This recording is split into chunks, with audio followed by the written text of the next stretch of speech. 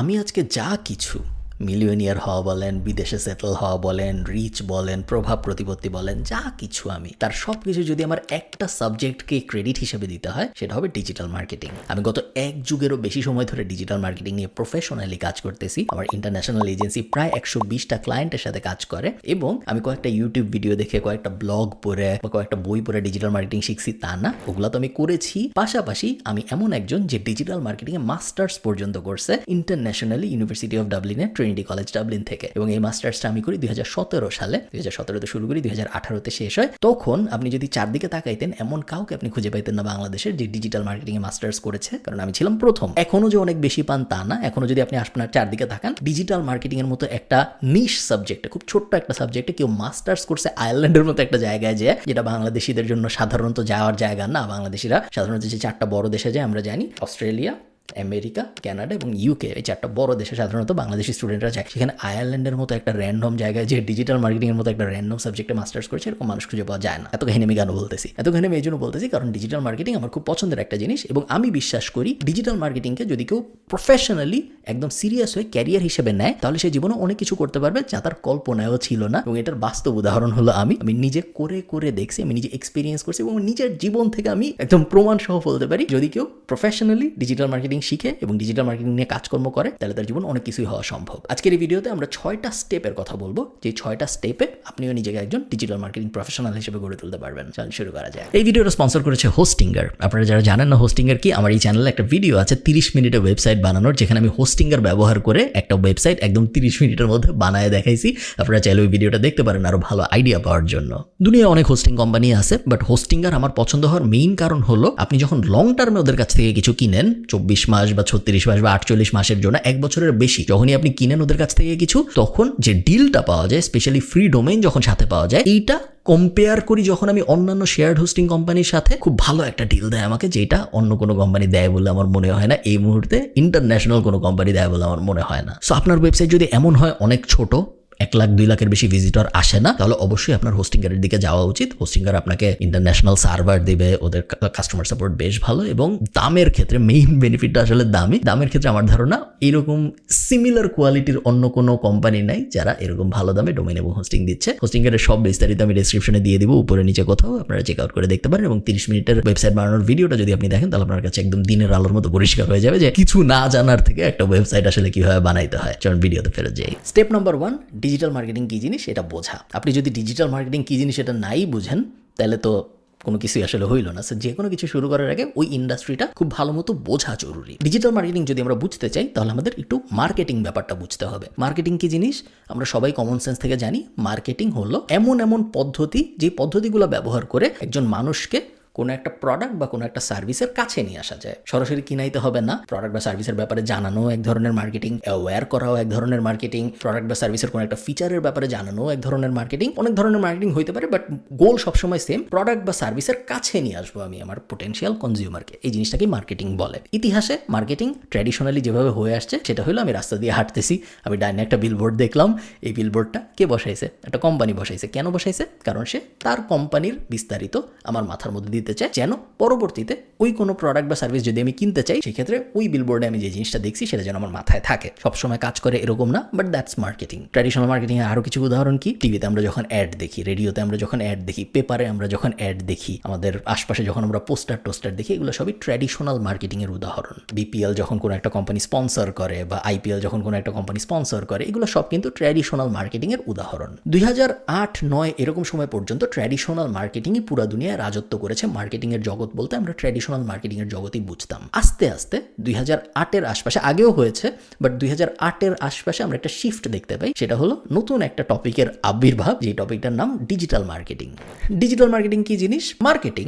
So আমার product বা সার্ভিসকে আমি কনজিউমারের কাছে আনার চেষ্টা করব, সেটা ঠিক আছে, বাট ডিজিটালি। ডিজিটাল প্ল্যাটফর্মকে ব্যবহার করে যখন কোনো একটা প্রোডাক্ট বা সার্ভিস কোনো একটা পোটেনশিয়াল কাস্টমারের কাছে নিয়ে যাওয়ার চেষ্টা করা হয়, ওই ব্যাপারটাকে আমরা বলি ডিজিটাল মার্কেটিং। সো বিলবোর্ড না, ফেসবুক অ্যাড, পেপারে অ্যাড না, গুগলে অ্যাড বা অর্গ্যানিক গুগলে এসইও, নর্মালি রেডিওর ভিতরে অ্যাড না, ইউটিউবে যে ভিডিও চলতেছে ওইটার মাঝখানে একটা অ্যাড। সো ডিজিটাল প্ল্যাটফর্ম ব্যবহার করে আমরা যা কনজিউম করি সেই কনজামশনগুলোর কনজিউমের বাংলা হলো উপভোগ করি বা যা আমরা খাই ডিজিটাল প্ল্যাটফর্মে, ওই ডিজিটাল প্ল্যাটফর্মে আমাদের খাওয়ার মাঝখানে যে বিজ্ঞাপনগুলো আসে সেগুলোকে সাধারণত বলে ডিজিটাল মার্কেটিং। কারণ কথা হলো খুব ভালো কথা, ডিজিটাল মার্কেটিং আসছে, ডিজিটালি আমি মানুষজনকে বিভিন্ন ধরনের অ্যাড দেখাচ্ছি। ডিজিটাল মার্কেটিং এ কোম্পানিরা এত আগ্রহী হইলো কেন? অনেকগুলো বড় কারণ আছে যে কারণে আস্তে আস্তে ট্র্যাডিশনাল মার্কেটিং থেকে বড় বড় কোম্পানিরা ডিজিটাল মার্কেটিং এর দিকে আগ্রহী হচ্ছে। 2008-9 থেকে আমরা শিফট দেখতে পাচ্ছিলাম, 2024-25 সালে এসে তো শিফট ভয়ঙ্কর রকম বেশি, এবং এখন 50-50 হয়ে গেছে অনেক ক্ষেত্রে। 50-50 বলতে 50% ট্র্যাডিশনাল মার্কেটিং, 50% ডিজিটাল মার্কেটিংয়ে চলে গেছে প্রায় সব কোম্পানি। অনেক কোম্পানি আছে যারা 100% ডিজিটালও হয়ে গিয়েছে, যারা ট্র্যাডিশনাল মার্কেটিং করে না, এবং এটার কয়েকটা বড় কারণ আছে। এক নাম্বার কারণ হলো ability to target the right person.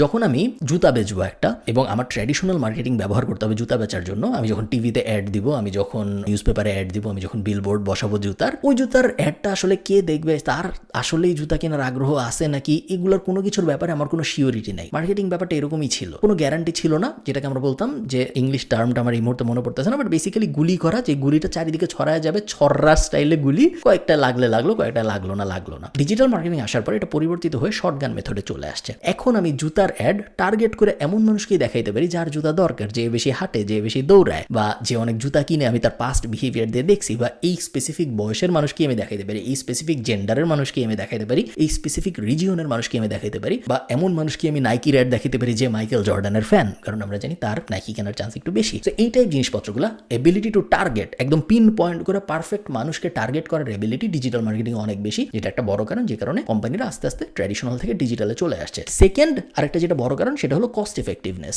দেখেন পেপারে অ্যাড বা বিলবোর্ডের অ্যাড অনেক দামি, ইভেন আজকের দিনেও অনেক বেশি দামি, এবং এটার একটা মূল কারণ হলো রিয়েল এস্টেটের স্বল্পতা। আপনি চাইলেই মহাখালীতে 500 বিলবোর্ড বসাইতে পারবেন না, জায়গায় আছে 10টা। সো যেহেতু জায়গা কম এবং যেহেতু ডিমান্ড বেশি, এই কারণে সব কোম্পানি টার্গেট করে ওই 10টা জায়গা নিতে, এবং এই কারণে দামটা বাড়ে। আমরা সাপ্লাই অ্যান্ড ডিমান্ডের বেসিক ইকোনমিক্স থেকে এটা বুঝি। ডিজিটালের সুবিধাটা হইলো ফেসবুকের স্ক্রলের তো শেষ নাই, গুগলের অ্যাডের তো শেষ নাই, ইউটিউবে ভিডিওর তো শেষ নাই। সো কত জায়গায় আমি কত অ্যাড দিতে পারবো এটার যেহেতু শেষ নাই, সো সেম সাপ্লাই অ্যান্ড ডিমান্ডের ইকুয়েশন যদি আপনি চিন্তা করেন, খরচও কমে আসতেছে, আমি টার্গেটও করতে পারতেছি আরো ভালো মানুষকে। এটা একটা বড় কারণ যে কারণে আরো কোম্পানি ডিজিটালে চলে আসতেছে, অর্গানিক মার্কেট, ট্র্যাডিশনাল মার্কেটিংকে অ্যাভয়েড করে। থার্ড যে আর একটা বড় কারণ সেটা হলো মানুষের অ্যাটেনশন শিফট করা। মানুষের অ্যাটেনশন যেখানে যাবে, মার্কেটিং সবসময় সেখানে যাবে। এটা মার্কেটিং এর একটা ধ্রুব সত্য ব্যাপার। মানুষ যদি কালকে হঠাৎ করে সবাই মিলে বাংলাদেশে কাবাডি দেখা শুরু করে, তাহলে পরশুদিন থেকে সব কোম্পানি ওই কাবাডির খেলাগুলো স্পন্সর করা শুরু করবে, কাবাডির জার্সি স্পন্সর করা শুরু করবে। তার কারণ মার্কেটিং এর বেসিক রুলই হইলো যেখানে অ্যাটেনশন যাবে ওখানে মার্কেটিং যাবে। আমার ভিডিওতে মানুষ স্পন্সর করে কেন? কোম্পানিরা। কারণ আমার ভিডিওতে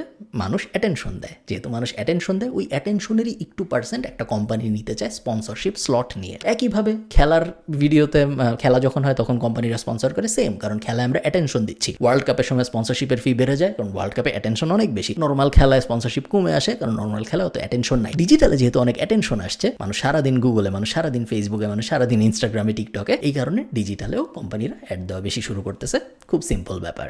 স্টেপ 2 হলো এই ব্যাপারটা বোঝার চেষ্টা করা, ডিজিটাল মার্কেটিং এর ভেতরে কি কি সাব টপিক আছে বা সাব ফিল্ড আছে যেখানে আপনি আপনার নিজের ক্যারিয়ার দাঁড় করাইতে পারেন। ডিজিটাল মার্কেটিং এর সাব ফিল্ড বলতে আমরা যদি আবারও ট্র্যাডিশনাল মার্কেটিং এর উদাহরণ নিই তাহলে বুঝতে সুবিধা হবে। ট্র্যাডিশনাল মার্কেটিং এর সাব ফিল্ড কি? ট্র্যাডিশনাল মার্কেটিং এর সাব ফিল্ড হইল আপনি টিভি অ্যাডের বিষয়ে একজন এক্সপার্ট হইতে পারেন, আপনি কপি লেখার ব্যাপারে একজন এক্সপার্ট হইতে পারেন, আপনি বিলবোর্ড বানানোর ব্যাপারে একজন এক্সপার্ট হইতে পারেন, বিলবোর্ডের ভিতরে যে ডিজাইন হয় সেই ডিজাইনের ব্যাপারে আপনি একজন এক্সপার্ট হইতে পারেন। সো ট্র্যাডিশনাল মার্কেটিংয়ের যে ডিফারেন্ট পার্ট আছে, ওই ডিফারেন্ট পার্টে আলাদা আলাদা এক্সপার্ট মানুষ পাওয়া সম্ভব। ডিজিটালেও ব্যাপারটা এক্স্যাক্টলি সেম, বাট ডিজিটাল এই ব্যাপারটা আমরা দুইভাবে ডিফাইন করি। একটা হলো প্ল্যাটফর্ম ডিফারেন্স আর একটা হলো স্কিল ডিফারেন্স। প্ল্যাটফর্ম ডিফারেন্স ব্যাপারটা হলো ডিজিটাল মার্কেটিংয়ে আপনি যখন একজন মানুষের কাছে পৌঁছানোর চেষ্টা করতেছেন আপনার ডিজিটাল মার্কেটিং স্কিল দিয়ে, তখন সেই স্কিলটা অনেক ধরনের হয়, অনেক প্ল্যাটফর্মের উপর ভিত্তি করে স্কিল পরিবর্তিত হয়। গুগল অ্যাড দেওয়া এক ধরনের ডিজিটাল মার্কেটিং। এটা কারা করে? যারা গুগলের মাধ্যমে মানুষের কাছে পৌঁছাতে চায়। আমি যখন লিখব ডক্টর ইন শরীয়তপুর, তখন শরীয়তপুরের কোন ডাক্তার গুগলের প্রথম পেজে আসবে ভার্সেস কোন ডাক্তার দ্বিতীয় পেজে আসবে, এটা কিন্তু একটা বড় ব্যাপার। এবং ইন্টারন্যাশনালি এটার উপর বিলিয়ন এক্সাম্পলটা আমি জাস্ট আপনাদের বোঝার সুবিধার জন্য দিচ্ছি। ইন্টারন্যাশনালি এটা একটা বড় ডিল, গুগলের প্রথম পেজে কে আসবে না আসবে। ফেসবুকে আমি কোন অ্যাড দেখবো, কোন অ্যাড দেখবো না, কোন অ্যাড দেখাবো, কোন অ্যাড দেখাবো না, এটা কমপ্লিটলি ডিফারেন্ট একটা স্কিল। যেই লোক গুগল অ্যাডে এক্সপার্ট হবে বা গুগল অর্গ্যানিকে এক্সপার্ট হবে, সেম লোকেরই ফেসবুক অ্যাড বা ফেসবুক অর্গ্যানিকে এক্সপার্ট হওয়া জরুরি না। এগুলো হলো প্ল্যাটফর্ম ডিফারেন্স। সো আপনার কী কী প্ল্যাটফর্ম আছে এগুলো বুঝতে হবে। Google ad, Facebook ad, email marketing, push notification, AI, হাবি জাবি অনেক প্ল্যাটফর্ম এবং সাব প্ল্যাটফর্ম আছে ডিজিটাল মার্কেটিংয়ের জগতে, যেগুলো প্রত্যেকটার ব্যাপারে আপনার ক্লিয়ার আন্ডারস্ট্যান্ডিং লাগবে। এটা হলো প্ল্যাটফর্ম স্পেশালাইজড হওয়া। এরপরে আসবে স্কিল স্পেশালাইজড হওয়া। সেটা কি জিনিস? সেটা হলো প্রত্যেকটা প্ল্যাটফর্মের কিছু স্পেসিফিক স্কিল আছে যেগুলো আপনার আয়ত্ত করতে হবে যদি আপনি ওই প্ল্যাটফর্মে কাজ করতে চান। যে ফেসবুক অ্যাড এক্সপার্ট, সে যদি ভালো কপি লিখতে না পারে, সে যদি ভালো ক্রিয়েটিভ বানাইতে না পারে, সে যদি একটা রিল কিভাবে অর্গানাইজ করতে হয় এটা না বুঝে, সে যদি একটা ভিডিওর হুক কি, মেইন পয়েন্ট কি, সিটিএ কি, এগুলো খুব ভালো মতো না বুঝে, তাহলে কিন্তু সে কখনোই ফেসবুক অ্যাডে ভালো করতে পারবে না। এটা ফেসবুক প্ল্যাটফর্মের উপরের স্কিল। আবার মনে করেন যে লোক গুগল অ্যাডে এক্সপার্ট হবে, তার খুবই ভালো কপি রাইটিং জানতে হবে, কারণ তার লেখা দিয়ে বুঝাইতে হবে মানুষকে কেন ওই অ্যাডে ক্লিক করা উচিত অন্য কোনো অ্যাডে ক্লিক না করে, বা কেন তার ওই অর্গ্যানিক রেজাল্টে ক্লিক করা উচিত অন্য কোনো অর্গ্যানিক রেজাল্টে ক্লিক না করে। এই জিনিসটা তার লেখা দিয়ে বোঝানো ছাড়া উপায় নেই, কারণ গুগল রেজাল্টে লেখা ছাড়া আর কিছু আসে না। ফেসবুকে যেরকম ইমেজ আসে, ভিডিও আসে, গুগল অ্যাডে খালি লেখাই আসে। সো ওইখানে লেখার স্কিলটা অনেক বেশি গুরুত্বপূর্ণ, কপি রাইটিংয়ের স্কিলটা অনেক বেশি গুরুত্বপূর্ণ। এই কারণে কপি রাইটিং বিশাল একটা ইন্ডাস্ট্রি। সো আপনি বুঝতে পারতেছেন প্রত্যেকটা প্ল্যাটফর্মের আলাদা আলাদা স্কিল রিকোয়ারমেন্ট আছে, এবং আপনি যদি ওই প্ল্যাটফর্মে কাজ করতে চান আপনার ওই স্কিলগুলো আয়ত্ত করতে পারতে হবে। যে ইমেল মার্কেটিং এক্সপার্ট, তার খুব ভালো ইমেল সাবজেক্ট লাইন বানাইতে পারতে হবে, তার খুব ভালো ইমেল বডি বানাইতে পারতে হবে, তার খুব পারফেক্টলি এবি টেস্টিং করতে পারতে হবে, ইত্যাদি ইত্যাদি। আমি যদি বলা শুরু করি প্ল্যাটফর্মের এবং প্ল্যাটফর্ম স্পেসিফিক স্কিলের, ওটার কোনো শেষ হবে না, বাট এই ব্যাপারগুলো আপনার পারতে হবে। এটা আমি বলবো step number 2। Step number 3, forget digital, learn marketing. এই কথাটা একটু কন্ট্রোভার্সিয়াল, বাট আমার কথা যদি আপনারা শুনেন আপনাদের লাভই হবে, ক্ষতি হবে না। অনেক সময় আমরা যেহেতু ডিজিটাল মার্কেটিং টুল ভিত্তিক, টুল ডিপেন্ডেন্ট, এই কারণে আমরা টুল শেখাকেই ডিজিটাল মার্কেটিং শেখা মনে করি। ধরেন কথার কথা, আমি মহাখালীতে একটা বিলবোর্ড বসাবো, আমি একটা মার্কেটিং কোম্পানিকে হায়ার করলাম। সেই মার্কেটিং কোম্পানির যাকে আমি হায়ার করতেছি তার সাথে আমি বসলাম, ধরুন 2টা মানুষ আমার সামনে বসে আছে, আমি তাকে বলতেছি যে আমি তোমাকে হায়ার করব কেন। সে আমাকে বলল আপনি আমাকে হায়ার করবেন কারণ আমার কাছে অনেক বড় একটা মই আছে, আমি এই মই নিয়ে একদম উপর পর্যন্ত যেয়ে খুব সুন্দর করে বিলবোর্ডটা লাগাইতে পারবো। ভার্সেস আরেকজন আপনাকে বলল আমি বিলবোর্ডটা এমনভাবে ডিজাইন করব, বিলবোর্ডের ভিতরে এমন কথাবার্তা থাকবে যে কথাবার্তা শুনলেই মানুষের মনে হবে যে এই চানাচুরটা কিনি বা এই তেলটা কিনি। আপনি কাকে হায়ার করবেন? সেকেন্ড জনকে। প্রথম জনকে তো আপনি হায়ার করবেন না।